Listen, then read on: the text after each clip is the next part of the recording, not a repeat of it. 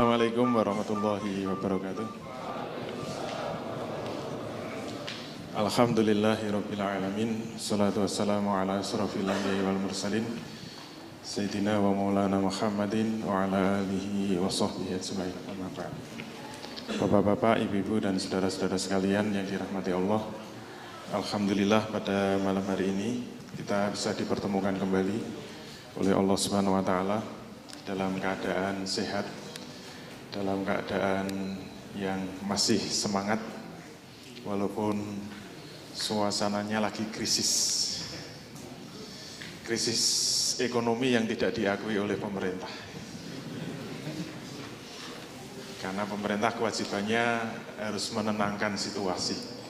Nggak usah panik, nggak usah bingung, yang penting tiba-tiba meninggal dunia. Baik Bapak Ibu sekalian, sebagaimana janji 2 minggu yang lalu, kita masuk ke pilar bisnis. Jadi untuk pondasi bisnis sudah kita selesaikan. Diharapkan dengan pondasi bisnis yang kuat, situasi apapun kita tetap tenang. Tenang bukan karena sekedar himbauan, tapi tenang muncul dari keyakinan yang paling dalam, dari pondasi yang benar-benar kuat. Kalau kita bisnis tidak punya pondasi yang kuat, mudah gelisah, mudah galau, mudah panik, dan kegalauan itu membuat akal pikiran kita itu menjadi tidak jernih. Dan biasanya kalau pikiran tidak jernih itu tidak muncul ide-ide yang kreatif. Saya kalau ngisi materi juga begitu. Kalau kelihatan materinya, kalau saya menyampaikan mungkin kelihatan sangat kaku, sangat keluh, itu pikiran saya lagi galau. Tapi kalau meluncur dengan deras, dengan lancar, memberikan contoh-contoh dengan mudah, itu berarti hati saya lagi cerah ceria. Sesuai dengan rambut saya kan, kelihatan cerah. Dan rambut saya bisa berubah-ubah, tergantung suasana hati. Kalau galau ya warnanya coklat, kalau cerah ya putih, kalau hitam itu kayaknya saya sudah keluar dari dunia hitam. Baik, sekarang kita masuk pilar yang kedua, pilar bisnis yang kedua, tapi pertemuan yang ke-20. Kita mulai pembicaraan tentang standar perbuatan manusia. Ini wajah-wajah kita ya, macam-macam. Kita mulai dari yang pembicaraan yang paling mendasar. Bisnis itu bagian dari perbuatan. Bisnis itu termasuk amal, bisnis itu termasuk perbuatan. Maka kita harus memahami filosofi dari perbuatan manusia. Mungkin nyambungnya gimana? Kayaknya aneh ya. Tetapi seluruh perbuatan manusia ini kita bahas, maka pembahasan bisnis insya Allah juga akan masuk. Jangan sampai ketika kita sudah melakukan tindakan-tindakan bisnis, amal-amal bisnis, tetapi filosofi perbuatan bisnis atau amal bisnis itu belum ketangkep sama sekali. Baik, kita mulai.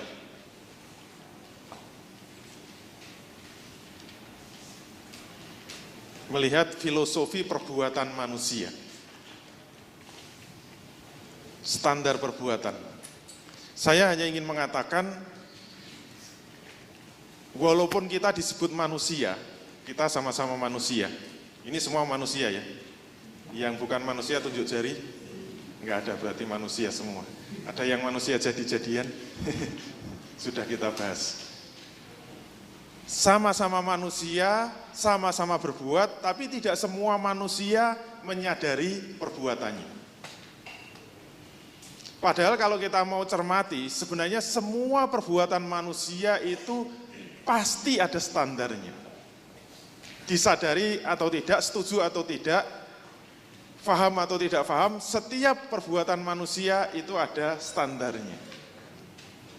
Kalau ada perbuatan manusia yang tidak ada standarnya, itu berarti perbuatan yang refleks. Mulai yang sederhana saja ya. Misalnya kita minum itu perbuatan. Kita jual beli, itu perbuatan. Kita nempeleng orang, perbuatan. Kita jalan, perbuatan. Bapak Ibu sekalian datang ke sini, itu juga perbuatan. Yang tidak kita sadari, setiap hari kita berbuat, tetapi tidak pernah memikirkan secara dalam. Bahwa sesungguhnya setiap perbuatan itu ada standarnya. Nah, yang disebut standar perbuatan itu apa? Kita lihat. Yang disebut standar perbuatan itu dorongan manusia berbuat, kenapa dia melakukan itu dan kenapa dia tidak mau melakukan itu. Contoh yang mudah, Anda disodori minuman. Sudah dapat minuman semua? Kemudian Anda meminumnya, berarti ini ada perbuatan. Kayaknya sepele ya, minum air kemasan. Sebenarnya yang disebut standar perbuatan itu apa? Kenapa Anda disodori minuman itu kok mau meminumnya? Kemudian disodori minuman yang kedua, yaitu apa? Oplosan misalnya. Minuman oplosan, minuman keras. Biasanya minuman keras campurannya apa saja gitu?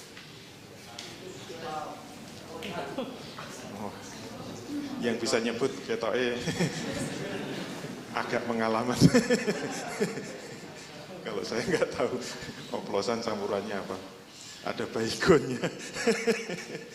Dicampur, mungkin ada spiritusnya. Pokoknya kalau nggak mati itu berarti hebat betul itu perutnya. Kita dikasih minuman keras, suruh minum, padahal kita sangat haus, kemudian kita tidak mau minum.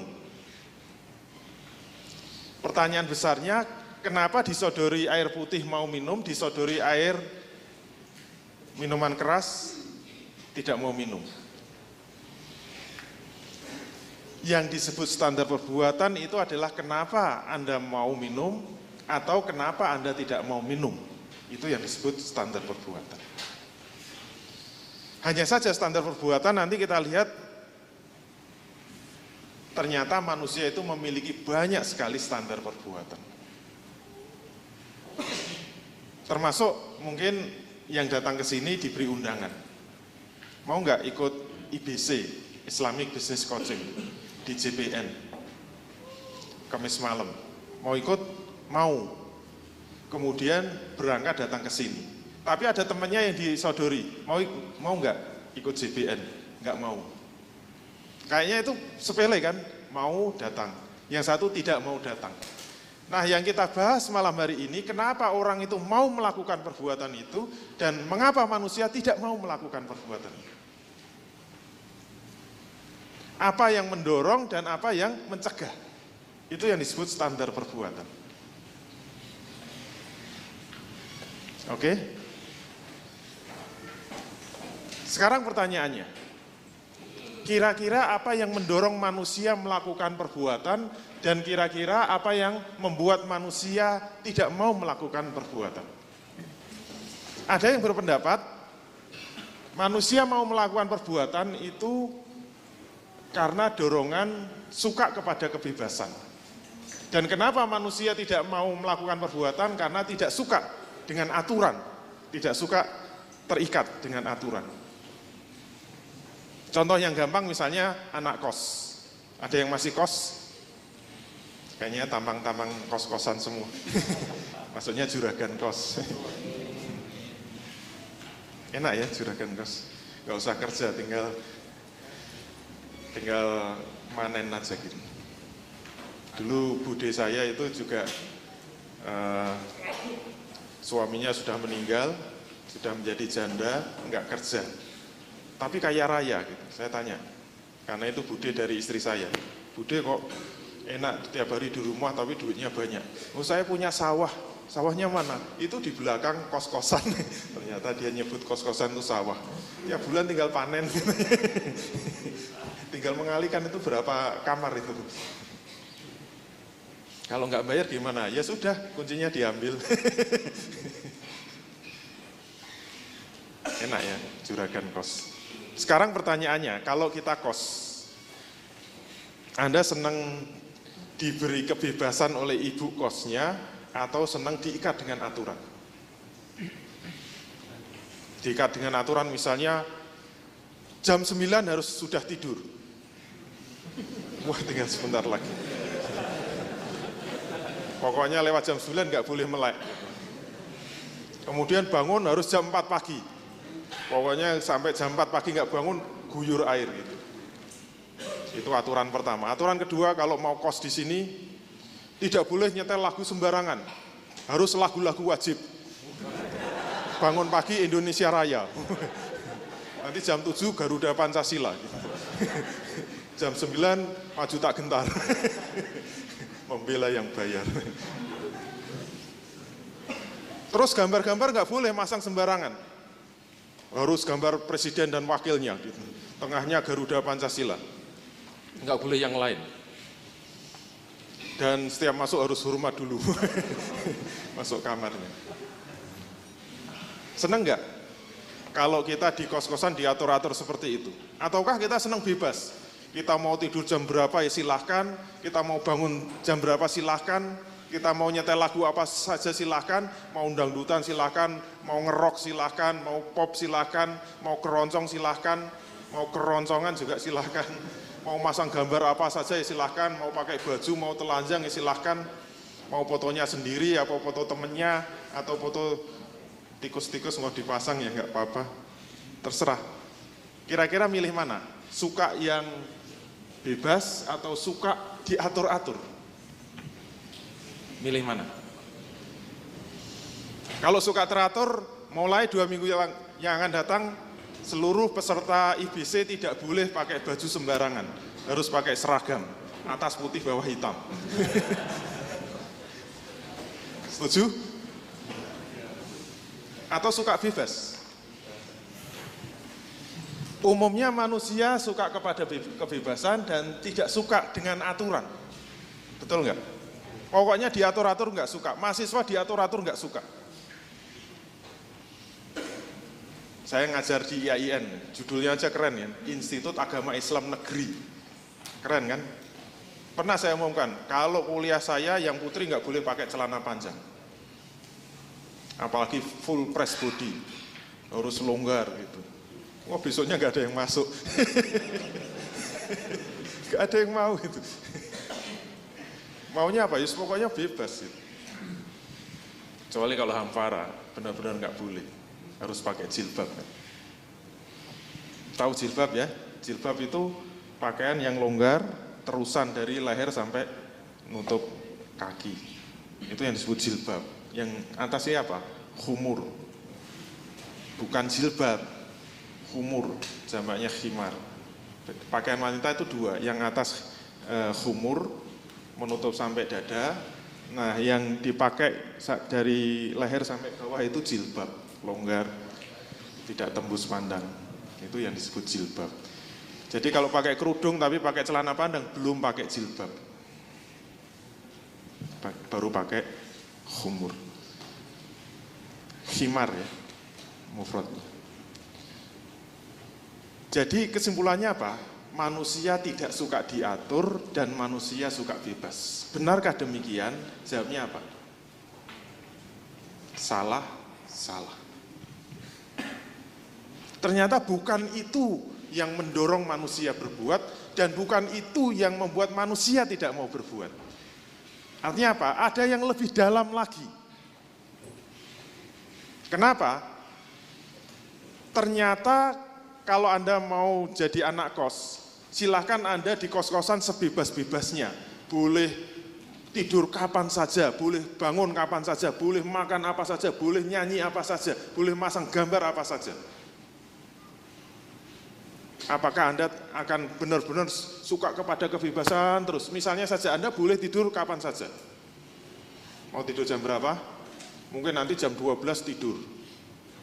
Bangun, azan subuh masih ngantuk, tidur lagi. Dibangunkan marah. Jam 8 belum bangun, masih tidur lagi. Jam 9 masih tidur lagi. Jam 12 masih tidur lagi. Jam 3 sore masih tidur lagi. Teruskan, silahkan. Nanti jam 8 Isya baru bangun. Kira-kira badannya rasanya gimana? mesti badan malah jadi panas, kemudian mungkin menjadi makan jadi tidak enak, mau gerak apa saja nggak enak gitu. Kalau mau bebas teruskan tidur lagi, pasti nggak mau kan? Kenapa disuruh tidur lagi nggak mau? Silahkan bebas. Ternyata malah membuat badannya tidak sehat, malah membuat badannya itu tidak nyaman, digunakan untuk apa saja malah nggak enak. Maka kalau disuruh tidur terus, malah dia tidak mau. Berarti yang membuat dia mau dan tidak mau itu bukan karena bebas atau bukan karena aturan. Termasuk silakan di kos-kosan, Anda bebas. Makan apa saja bebas, makan roti boleh, makan sate boleh, makan bakso boleh. Termasuk malam-malam lapar, sepi, aku sendiri tiada yang menemani di malam yang gelap ini. Lapar, kira-kira makan apa? Nggak ada makanan, mau keluar dingin sekali, gelap, takut. Akhirnya apa? Dia ngelirik bantalnya kayaknya kok wah enak banget ini. Langsung dia makan. Kan bebas kan? Ternyata begitu masuk perutnya malah sesek gitu. Ayo terus dihabiskan, bebas kan? Kira-kira mau nggak? Nggak mau kan? Termasuk menurut aturan kos-kosan, yang namanya di kos ini kalau buang air besar, air kecil itu harus di kamar mandi. Oke? Kamar mandinya jauh.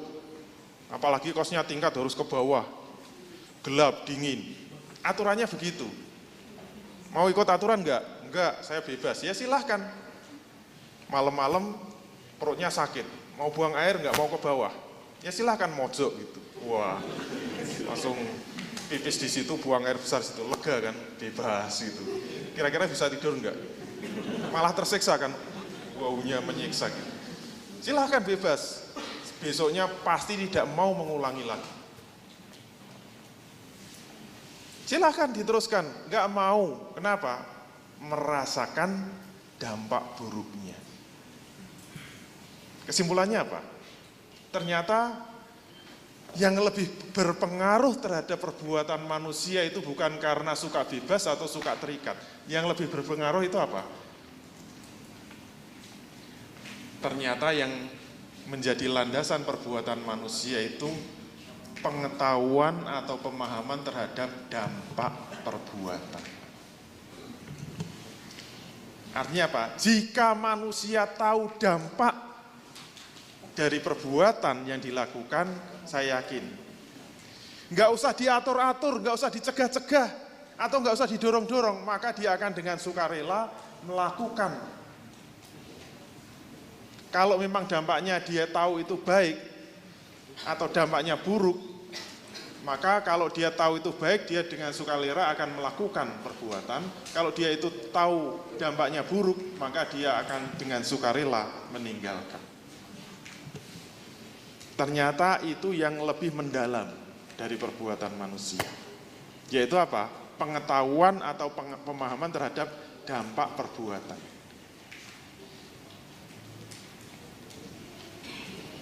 Sekarang masih muda, suka makan apa?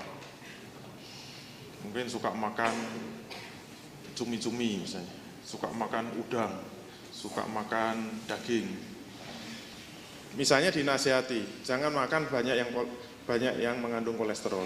Walah, enak kok.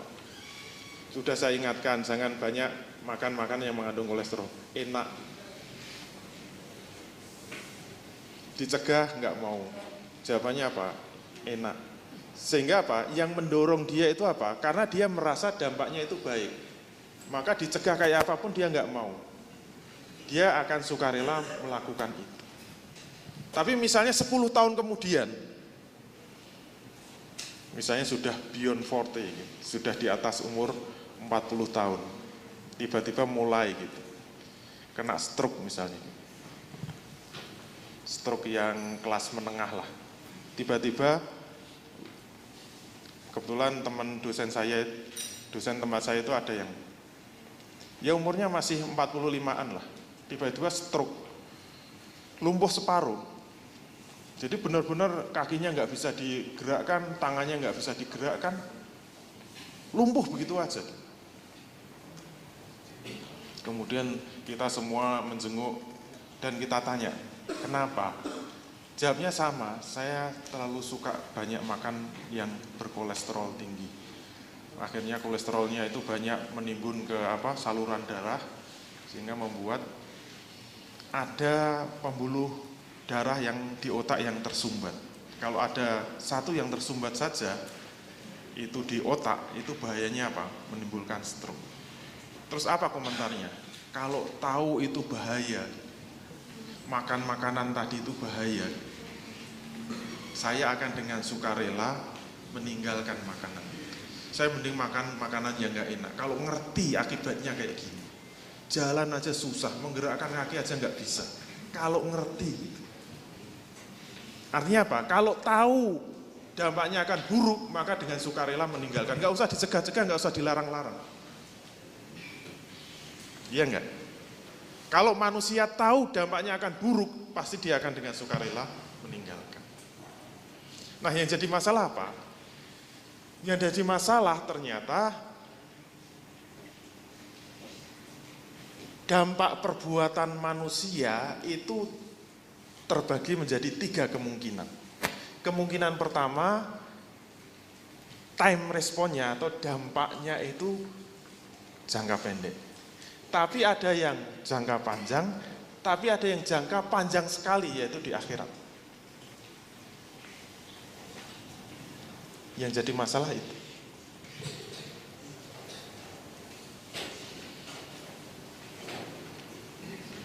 Umumnya kalau dampak perbuatan itu jangka pendek, orang itu mudah dikendalikan.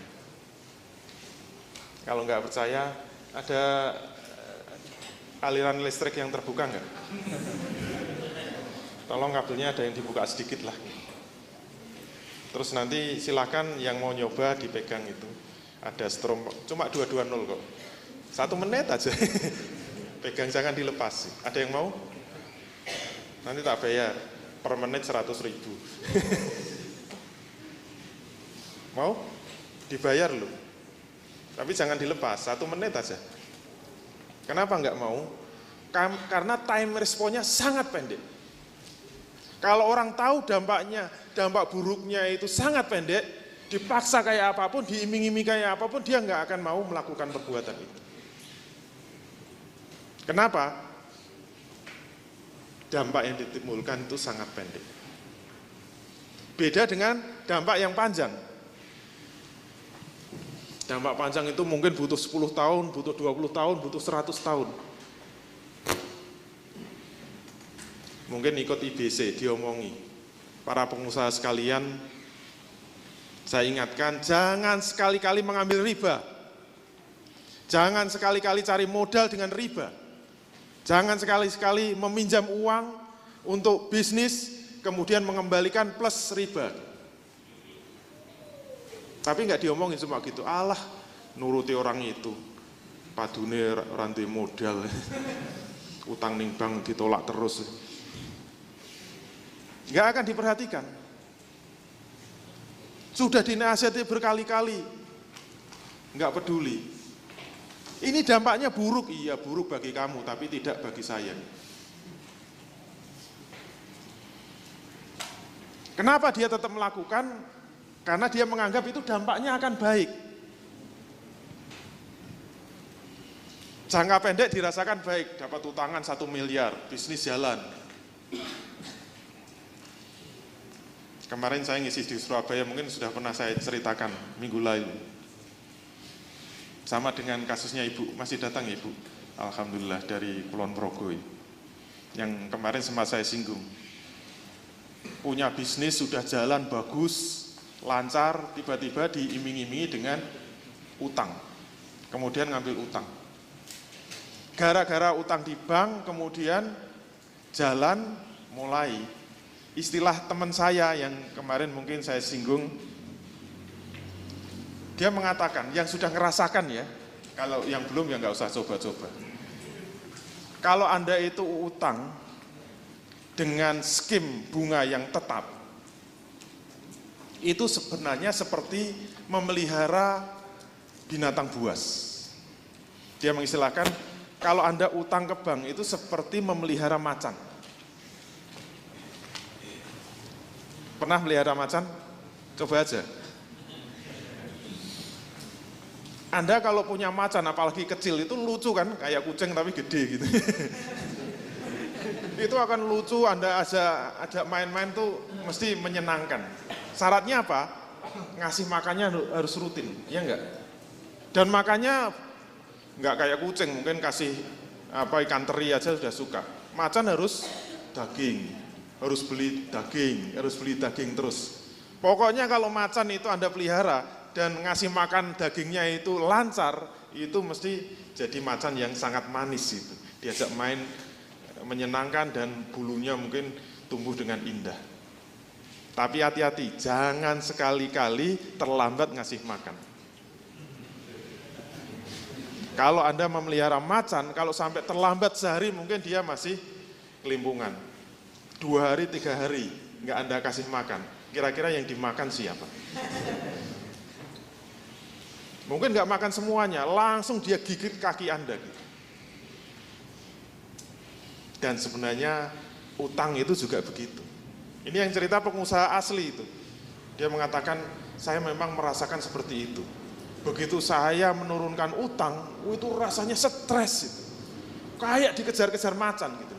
Pokoknya saya terlambat sedikit, langsung itu kemakan kaki saya. Makanya dia sekarang sudah tobat, mikirnya apa? Bagaimana segera melunasi gitu.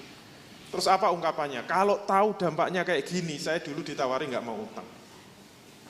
Ini dampak apa? Jangka panjang. Ya enggak? Biasanya untuk tahu dampaknya jangka panjang, orang itu susah diajak ngomong. Waktu saya kuliah dulu, kuliah S1 itu sempat baca Quran, ada mahasiswa lulus S2, cum laude, kemelut ya. IP-nya bagus, mungkin 2,75, kalau itu IP saya, 3,75. Saya dulu S1 cuma itu, 375, cum laude. Kemudian dia langsung dapat pekerjaan yang sangat layak, dia jabatannya naik terus sampai beberapa tahun.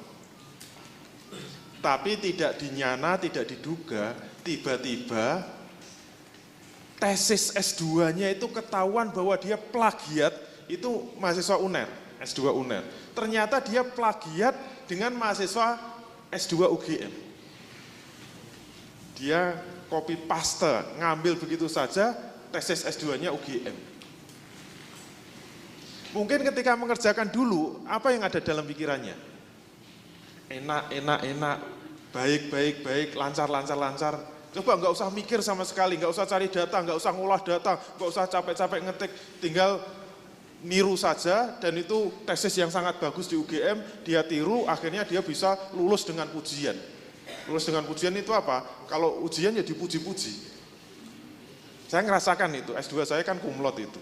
Ternyata nggak ditanya, dipuji-puji terus, oh ini yang dimaksud dengan lulus dengan pujian. Cum laude. Wah ini tesis yang paling bagus yang pernah saya uji. Pengujinya malah pada kagum semua gitu. Nggak ditanya, enggak ini bagus, tinggal diterbitkan aja. Saya ingat itu dulu. Itu namanya lulus dengan pujian.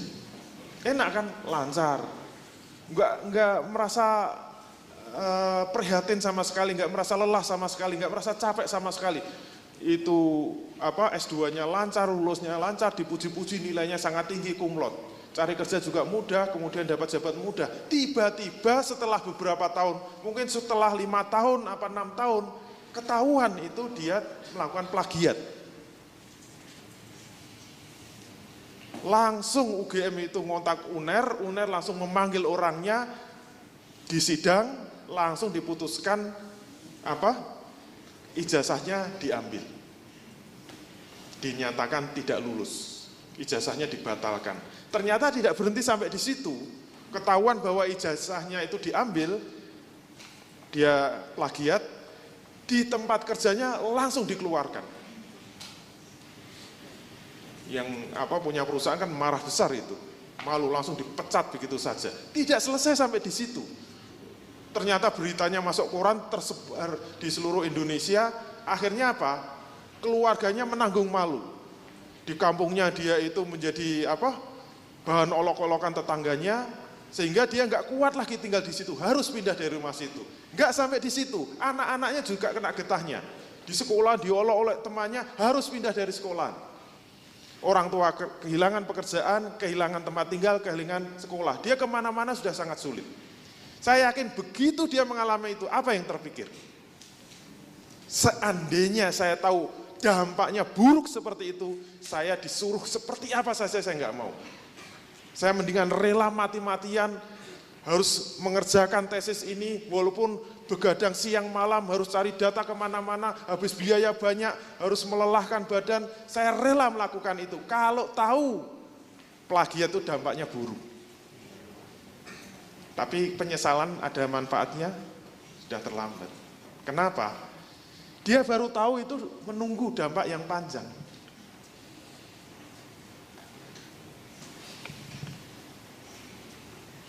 Dampak jangka pendeknya apa? Rasanya enak semua, lancar semua. Itu dampak jangka pendeknya. Tapi jangka panjangnya baru ketahuan berikutnya.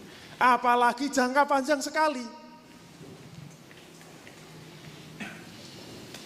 Misalnya kita hari ini mau membahas tentang riba ya. Sayangnya kalau saya melototi televisi, dengarkan radio, baca koran, semua sudah gaduh, semua sudah gelisah tentang krisis ekonomi yang menimpa Indonesia. Karena rupiah menembus 14.000.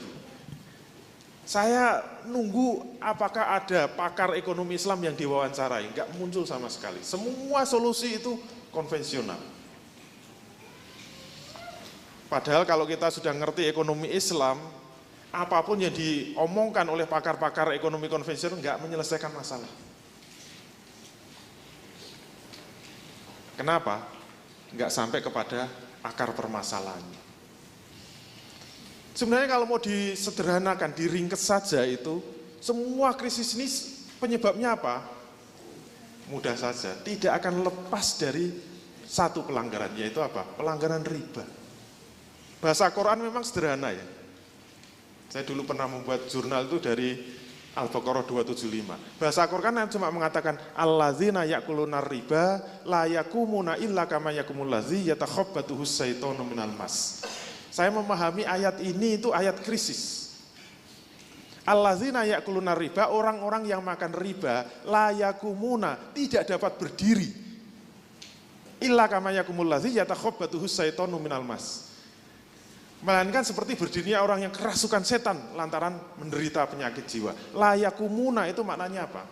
Dalam bahasa ekonomi itu mengalami kegoncangan ekonomi. Sehingga seperti berdiri itu nggak bisa. Mengalami kegoncangan yang luar biasa. Penyebabnya apa? Zalika fi annahum qalu innamal bai'u mithlu riba. Hal itu disebabkan karena mereka mengatakan bahwa jual beli sama dengan riba. Wa ahallallahu al-bai'a wa harrama riba. Allah telah menghalalkan jual beli dan mengharamkan riba. Simpel kan Quran? Kalau itu dilanggar menimbulkan kegoncangan yang luar biasa. Maka ancamannya kan enggak main-main. Faman ja'ahu ma'izhatum mir rabbih fantaha falahu ma salaf wa amruhu ilallah. Barang siapa yang sudah tahu larangan dari Tuhannya kemudian mau berhenti dari mengambil riba, maka baginya yang sudah lampau urusannya terserah Allah. Maksudnya apa? Dimaafkan oleh Allah. Kalau dulu nggak ngerti, kemudian sekarang ngerti, berhenti, maka yang sudah lampau insya Allah dimaafkan oleh Allah. Nah penutupnya ini yang berkali-kali saya sampaikan, waman ada, barang siapa yang mengulangi mengambil riba padahal sudah tahu itu dilarang, faulaika ashabun nar, mereka itulah penghuni-penghuni neraka, hum fiha khalidun, dan mereka akan kekal di dalam. Itu ancaman yang nggak main-main. Melanggar riba bisa menimbulkan masuk neraka selama-lamanya. Walaupun dulu sudah saya jelaskan ada dua kemungkinan kan. Bisa benar-benar selama-lamanya, bisa sangat lama. Syaratnya apa?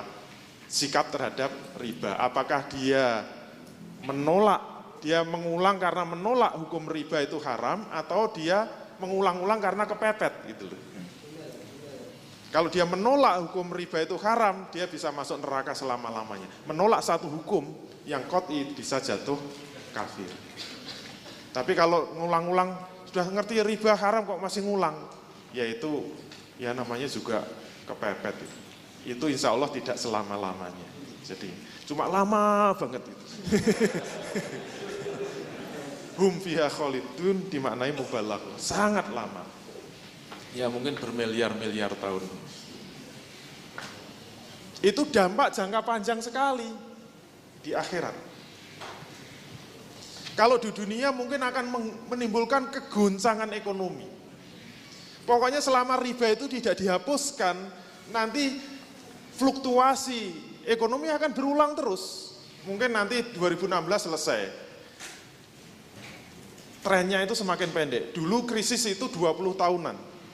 Tiap 20 tahun mesti timbul krisis. Namanya cycle bisnis kan naik turun terus. Istilah ekonominya ekonomi mengalami gelombang konjungtur gitu. Mesti ada fase dia mengalami naik, fase turun. Kalau sudah turun itu krisis, nanti akan naik lagi terus. Cuma jangka waktunya naik turunnya dulu 20 tahunan, kemudian memendek 10 tahunan, kemudian memendek 5 tahunan. Coba amati, terakhir yang sempat kita alami itu 97-98. Itu krisis besar meledak. Tiba-tiba muncul 2008, berarti 10 tahun kan?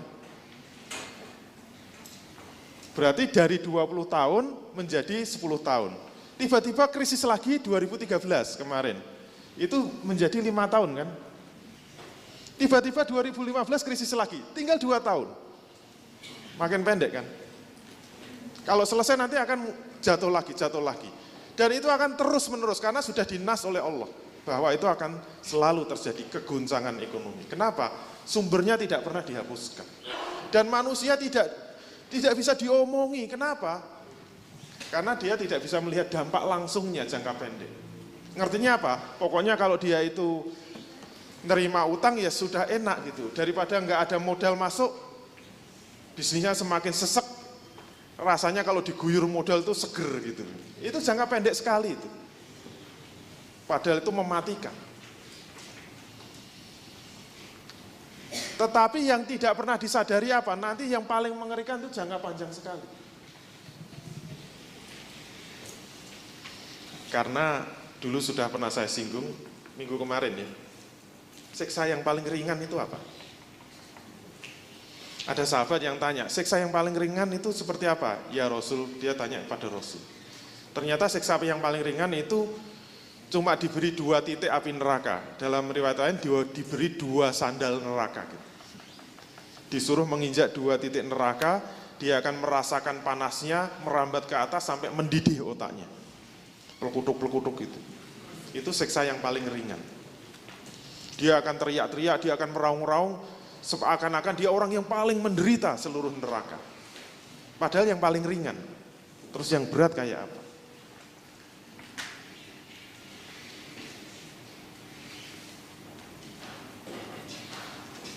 Pasti besok di akhirat menjadi hari penyesalan yang luar biasa. Semua manusia pasti menyesal. Pasti akan mengalami ketakutan yang luar biasa. Kemarin saya membaca di media umat itu ada tulisan apa hukumnya meninggalkan puasa tanpa uzur, puasa Ramadan tanpa uzur. 1 hari saja meninggalkan puasa tanpa uzur. Ternyata banyak hadis yang menjelaskan meninggalkan puasa tanpa uzur itu tidak bisa diganti walaupun setahun puasa terus menerus. Mungkin kalau di dunia nggak ngerasakan, ternyata nanti siksanya itu bukan cuma siksa di akhirat, siksa kubur itu sudah ada hadisnya. Jadi ada di media umat itu kan ada yang tunjukkan, ada apa? Ada orang yang bisa mendengar suara orang itu teriak-teriak kenceng-kencengnya gitu. Di dalam kubur dia disiksa dengan siksaan yang sangat berat sehingga dia teriak gitu.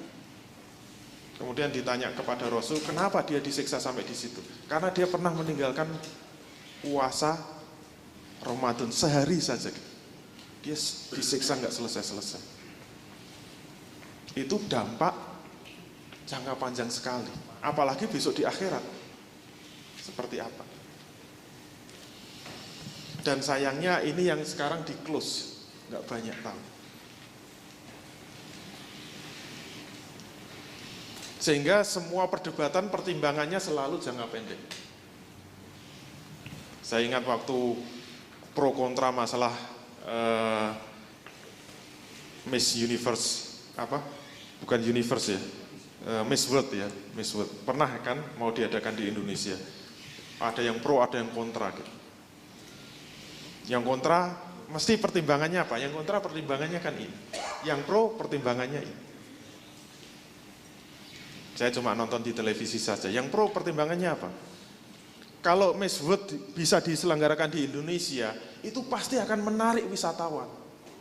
Banyak orang datang, banyak orang nonton, banyak wartawan datang. Itu kan menimbulkan sumber-sumber ekonomi baru.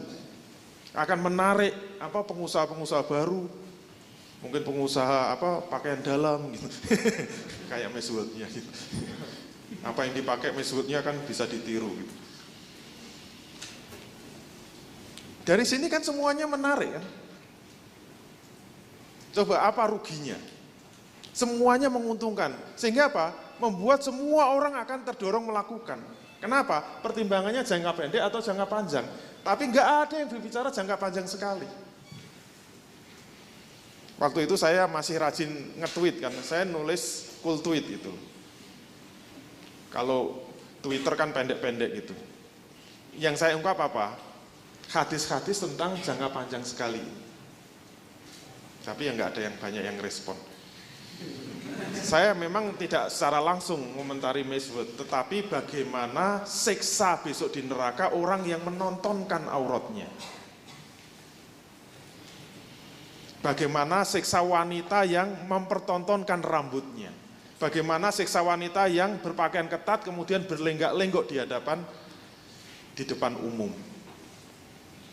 Mohon maaf kan hadisnya banyak ya. Ada yang digantung di neraka pakai rambutnya. Kemudian itu kan kebanyakan hadis cerita Rasul setelah Isra Mi'raj kan. Ketika Rasul Isra Mi'raj itu kan ditunjukkan bagaimana isi neraka, bagaimana isi surga. Kemudian setelah turun dia ketemu anaknya Fatimah, kemudian ceritakan sambil menangis memeluk anaknya, ya Fatimah ya kurang lebih besok isi neraka itu kebanyakan wanita. Mohon maaf ya Bu, karena cuma sedikit yang ikut iblis. Gak ada hubungan. Kemudian menceritakan bagaimana siksa-siksanya gitu. Ada yang wanita, mohon maaf, digantung rambutnya. Kenapa? Karena dulu suka mempertontonkan rambut. Kan sepele saja, sekarang itu apa sih ruginya gitu. Mempertontonkan rambut, malah menarik kan daripada ditutupi kayak gini itu. Menipu kan namanya gitu. Saya dulu tertipu juga itu. Saya kan naksir calon istri saya gitu. Itu adik kelas saya gitu. Saya kira dulu adik kelas saya itu dulu cantik. Karena pakai kerudung gitu. Ternyata tertipu. Ngertinya apa? Setelah menikah kan. Begitu pengantin baru kan sudah dibuka. Ya mesti kecewa kan. Dulu saya kira cantik pakai kerudung. Menipu itu ternyata. Makanya harus hati-hati. Begitu dibuka ternyata saya kira cantik, ternyata enggak. Ternyata sangat cantik.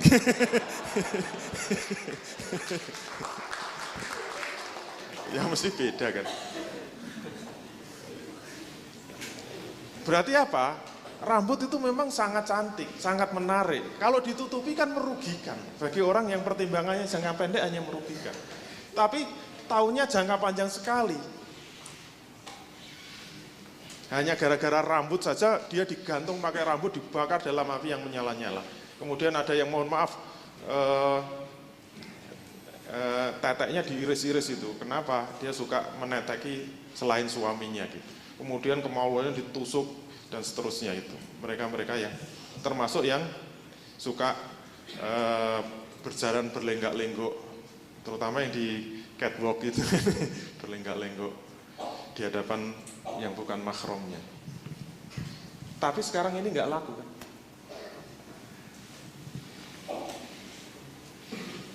Padahal seharusnya inilah yang harus diingatkan terus. Dan yang paling efektif yang mengingatkan itu negara. Kalau negaranya nggak mau mengingatkan ya sudah, suruh bertahan sendiri itu imannya sih kuat ya, tapi imronnya itu yang nggak kuat, kata Sri Mulat. Oleh karena itu, yang menjadi problem manusia itu apa? Kebutuhan manusia itu bagaimana kita bisa mendapatkan pengetahuan tentang dampak perbuatan yang pasti baik bagi dirinya. Pasti dalam arti apa? Pasti dalam arti jangka pendek, pasti jangka panjang, dan pasti jangka panjang sekali.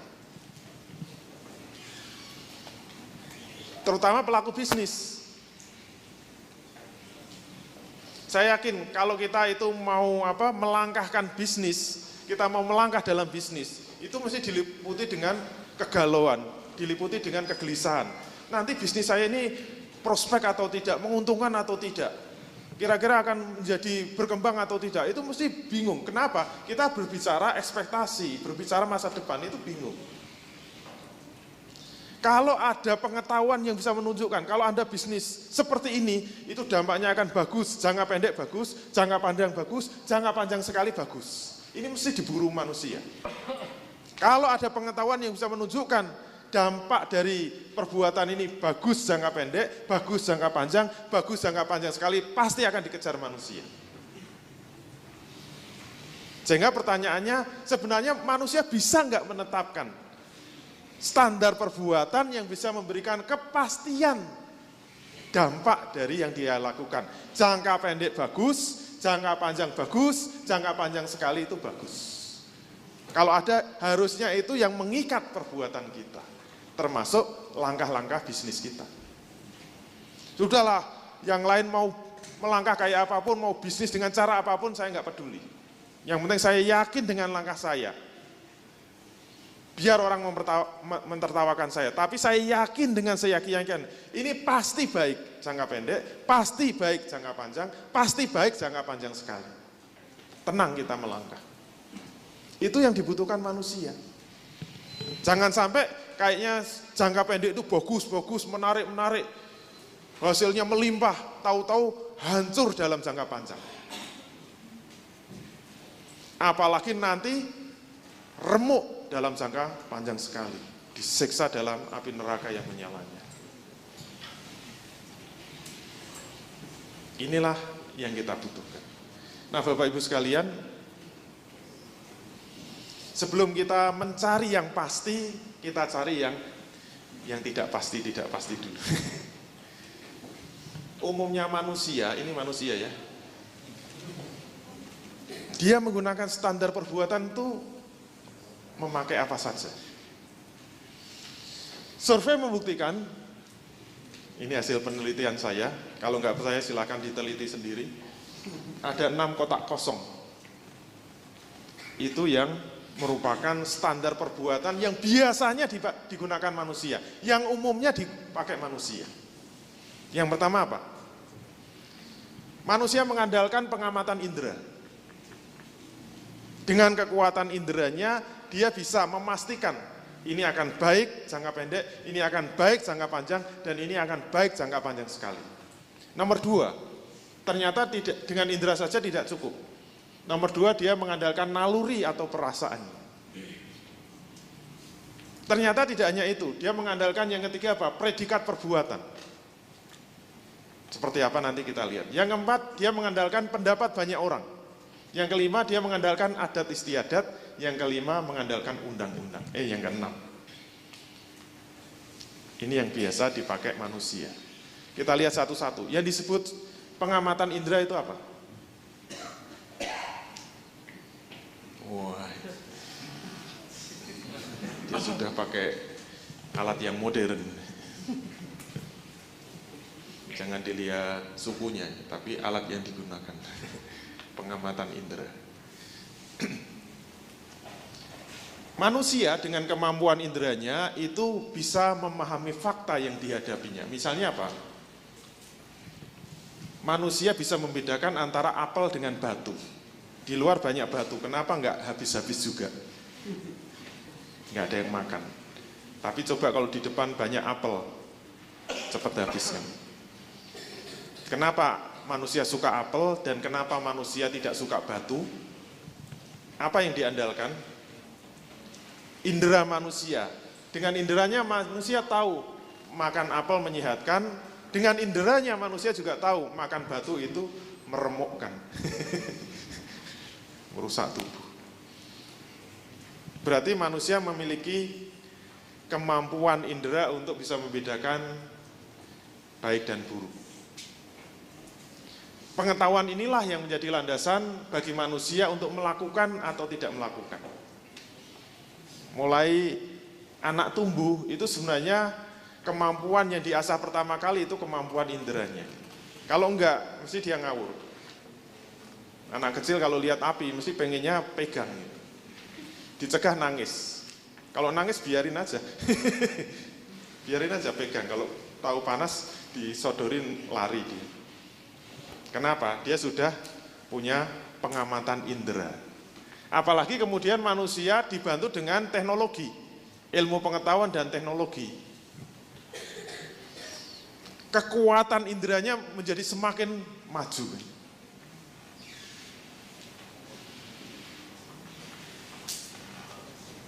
Kalau saya naik pesawat itu kadang-kadang heran. Ini besi begitu berat, tebel, gede, kok ya iso mabur. Kok nggak jatuh ya? Wong saya yang enteng gini loncat aja jatuh ya. Itu pesawat begitu gede berat kok ya bisa terbang. Dan Anda kalau suruh naik pesawat mau kan? Nggak takut jatuh. Kenapa? Mengandalkan ilmu pengetahuan dan teknologi. Saya dulu nyangka udara itu begitu lembut, begitu empuk gitu. Ternyata naik pesawat itu banyak lubang-lubangnya tuh. Ternyata nggak rata jalannya. Dan keras juga. Apalagi kalau ada yang udara yang kosong gitu. Kalau nanti mau ke Papua itu mesti ada daerah yang pertemuan 3 arus angin dan itu mesti ada area yang tekanannya kosong. Nah, kalau lewat situ, wah itu spot jantung. Kenapa? Mesti pesawat mengalami jatuh. Wah, saya dulu pertama ke Papua itu bisa melihat itu. Orang satu pesawat itu bisa seperti ikut demonstrasi semua gitu. Takbir semua kok itu. Jatuh, Allahu Akbar itu. Saya lagi tidur kok. Ini ada demonstrasi tuh. Ternyata jatuh-jatuh gitu. Itu nyawa kayak keluar ya. Waduh, langsung jadi khusuk dadaan gitu. Wah, cabut terus. Nanti mendarat lupa lagi sama Tuhannya.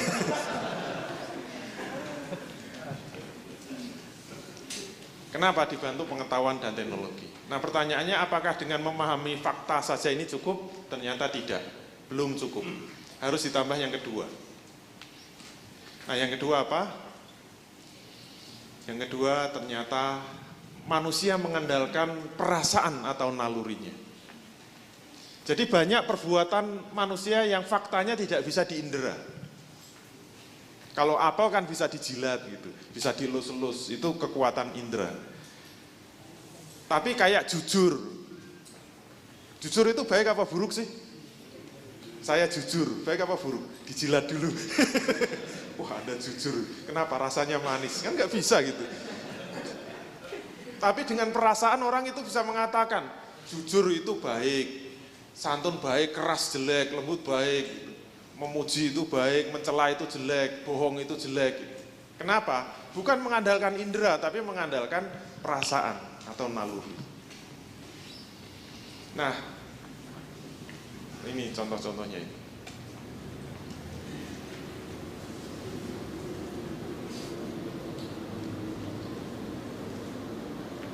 Manusia berpendapat, kalau dia itu menurut nalurinya, menurut perasaannya itu baik, kemudian dilakukan, itu dia yakin akan berdampak baik. Dan menurut nalurinya, menurut perasaannya kalau itu jelek, kalau dilakukan itu akan berdampak buruk. Itu standar yang kedua. Nah, apakah itu cukup? Jawabnya belum cukup. Perlu ada yang ketiga. Apa yang ketiga? Kita lihat. Yang ketiga adalah predikat perbuatan. Apa yang dimaksud predikat perbuatan? Terkadang manusia dalam memberi status perbuatan itu bukan karena nomor satu, yaitu dengan indera, bukan juga dengan perasaannya, tapi dengan status yang diberikan kepada perbuatan, yaitu status pujian atau celaan. Dengan apa? Dengan menggunakan akalnya, manusia itu bisa memberi status perbuatan. Membunuh itu tercela, menolong itu terpuji, mencuri itu tercela, memberi itu terpuji, perbuatan seks itu tercela, nikah itu terpuji, hemat itu terpuji, boros tercela, adil terpuji, zalim itu tercela. Manusia bisa memberi predikat.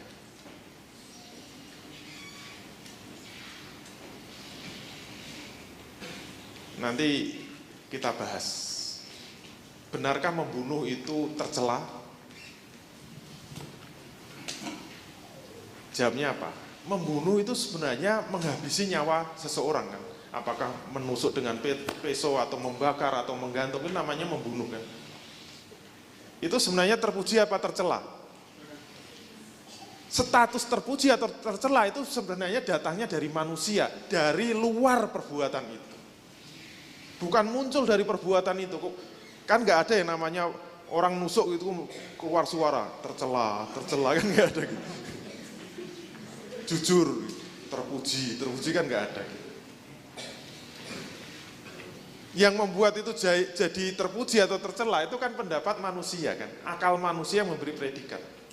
Kenapa? Ternyata sama-sama membunuh, ada yang memuji sundul langit, ada yang sama-sama membunuh, dicela sampai habis-habisan. Faktanya kan begitu. Dulu zamannya perang Irak itu, wah yang benci sama George Bush itu kan sampai sundul langit. Sampai saya bilang, Bapak Ibu sekalian, kalau George Bush hari ini digantung, setuju kok? Setuju, senang banget. Itu kan pembunuhan, setuju, itu baik-baik gitu loh. Sama-sama gantung kok gitu loh. Ya enggak? Kalau saya digantung, setuju enggak? Tidak. Sama-sama gantung. Berarti baik buruknya itu muncul dari predikat yang diberikan manusia, bukan dari perbuatannya itu sendiri. Dengan adanya predikat tersebut, manusia akan melakukan perbuatan yang dianggap terpuji. Dengan adanya predikat tersebut, manusia akan meninggalkan perbuatan yang dianggap tercela. Nah, apakah sudah cukup? Masih ada yang keempat, yaitu apa? Yang keempat adalah pendapat banyak orang. Terkadang manusia berbuat bukan karena pertimbangan nomor 1 sampai nomor 3, tetapi karena semata-mata mengikuti pendapat orang banyak.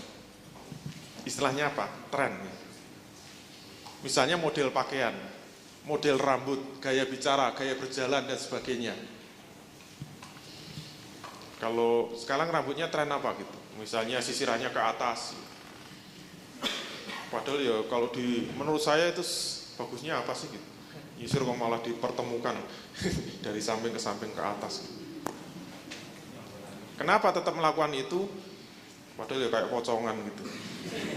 Kenapa tetap melakukan itu? Karena tren gitu loh. Jadi udah nggak melihat ini sebenarnya untuk dirinya baik apa buruk gitu. Tren, kalau laki-laki tren celana juga begitu. Zaman saya SMA dulu itu ciut bre gitu ya. Dari atasnya kecil terus wah melebar ke bawah gitu. Jadi kalau dia lewat jalan bersih semua. Tiba-tiba tren itu ketika saya mahasiswa hilang. Trennya apa? Justru yang gede itu yang di saku ini. Terus ke bawahnya menciut gitu. Jadi kalau kurang gede pakai anduknya dimasukkan gitu. Dan akhirnya semua melakukan itu nggak peduli. Wong tubuhnya sudah bundar, kemudian pakai celana yang melebar atas kemudian ciut itu kan kayak semakin bulat gitu loh, tinggal gelindingkan saja gitu.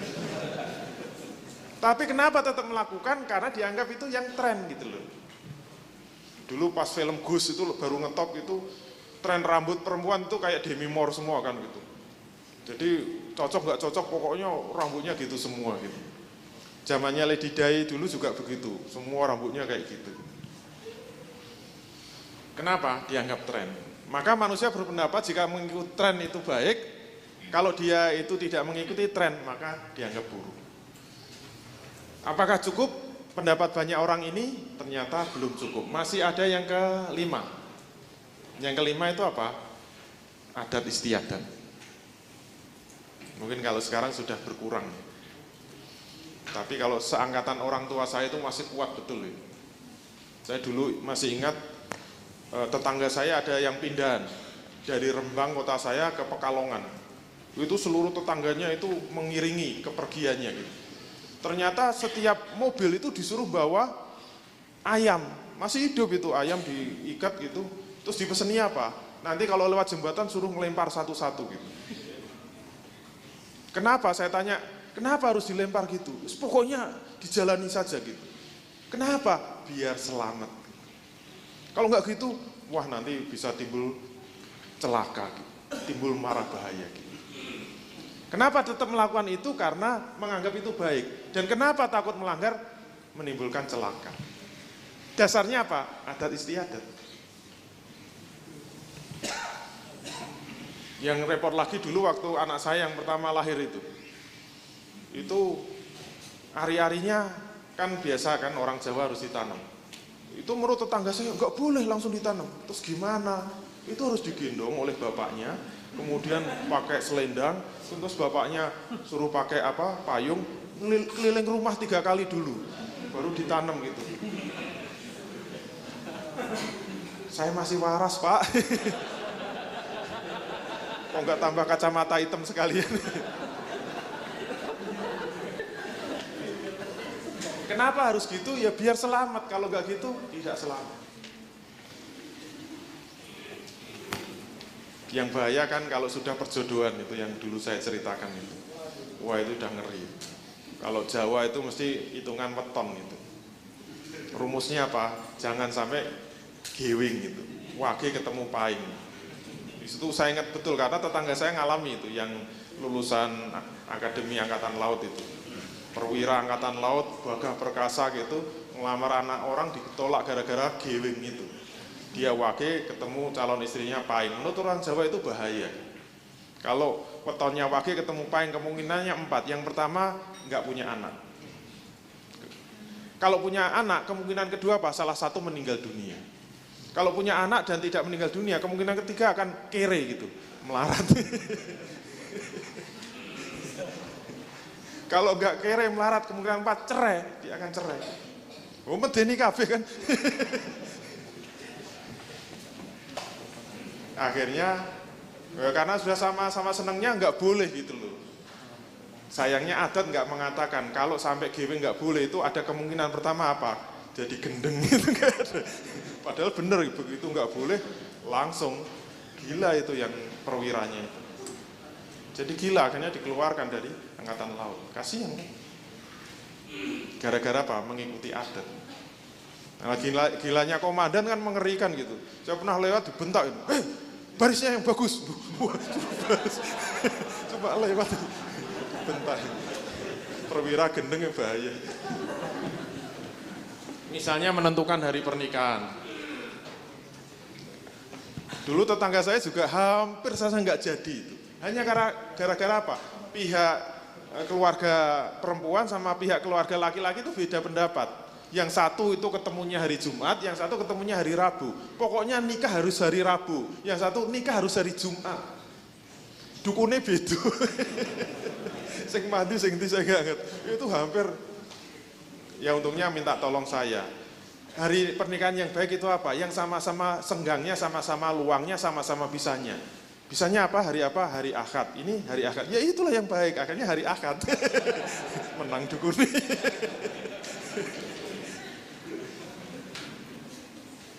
Manusia berpendapat jika mengikuti taat akan selamat, kalau melanggar akan celaka. Ini jadi standar yang kelima. Apakah cukup? Ternyata belum cukup. Masih ada yang keenam, yaitu apa? Yang keenam, yang sekarang yang paling kuat mengikat adalah peraturan atau undang-undang. Jadi terkadang manusia berbuat bukan karena 1 sampai 5, tapi karena semata-mata mengikuti peraturan. Misalnya apa? Membayar pajak. Jujur aja, sebenarnya seneng apa enggak sih bayar pajak? Kenapa tetap bayar pajak? Dampaknya buruk kalau enggak. Di penjara dendone oke. Kalau motor nggak bayar pajak ya urusannya malah makin berat. Kalau Anda dengarkan radio Jogja itu yang lagi ribut apa? Hotel-hotel yang sudah kena razia itu kan. Kenapa? Ternyata nggak berizin kan. Mulai HO-nya aja nggak ada gitu. Urusannya berat itu. Kalau diteruskan bisa masuk penjara itu. Tapi untungnya kemudian diurus. Dan merepotkan ngurus itu, duitnya mungkin banyak, repotnya banyak, waktunya habis banyak. Tapi kenapa tetap melakukan itu? Karena tahu dampaknya baik. Jadi manusia berpendapat jika mentaati aturan akan baik dan melanggarnya itu akan berakibat buruk. Nah, dengan undang-undang ini sudah cukup? Jawabnya sudah cukup. Kalau belum silakan tambahi. Nah, sekarang yang jadi pertanyaan apa? Ini kasihan itu mikirnya. Dari kemarin saya lihat wajahnya gitu terus. Bingung dia itu. Apakah standar pembuatan manusia ini bisa memberikan kepastian kepada manusia? Pasti dalam arti apa? Yang pertama, pasti berdampak baik untuk jangka pendek. Yang kedua, pasti berdampak baik untuk jangka panjang. Dan yang ketiga, pasti berdampak baik untuk jangka panjang sekali. 6 tadi bisa memberi kepastian enggak? Nah, kalau adik saya udah keluar, udah ketahuan. Nah, bagaimana cara memberi penilaian terhadap standar perbuatan manusia yang bersifat pasti? Jangan kemana-mana, ikuti segmen berikutnya. Semoga bermanfaat. Wassalamualaikum warahmatullahi wabarakatuh. Terima kasih Anda telah menyaksikan tayangan persembahan Pengusaha Rindu Syariah. Silakan hadiri acara-acara yang kami buat seperti Islamic Business Coaching, di mana kita dapat mempelajari kerangka berbisnis Islam, kemudian Islamic Business Sharing, di mana kita bisa belajar kepada pengusaha yang telah menerapkan bisnis syariah, Fikih Bisnis Islam, di mana kita bisa bertanya dan memecahkan permasalahan-permasalahan bisnis kontemporer, dan Muslimpreneur Power Camp, di mana kita akan termotivasi untuk menjadi pejuang syariah dalam berwirausaha. Sampai ketemu di pertemuan berikutnya. Wassalamualaikum warahmatullahi wabarakatuh.